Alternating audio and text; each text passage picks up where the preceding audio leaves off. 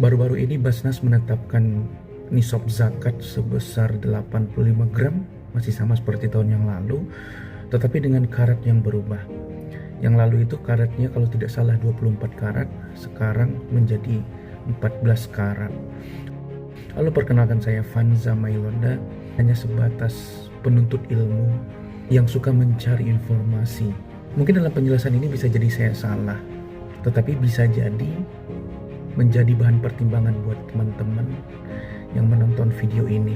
Salah satu postingan Basnas yang menampilkan salah seorang profesor di dalam konten tersebut, dia mengatakan bahwa keputusan untuk menurunkan nisab zakat yang tadinya 24 karat menjadi 14 karat itu adalah kebijakan yang bijak.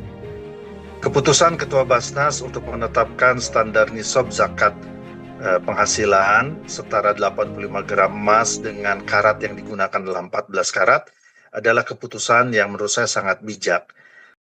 Menurut beliau seperti itu. Nisab dengan 85 gram 24 karat itu atau 22 karat, maka minimal gaji yang terkena zakat itu adalah 22 juta. 20 jutaan lebih lah. Tetapi dengan 14 karat itu maka 7 jutaan itu udah kena zakat.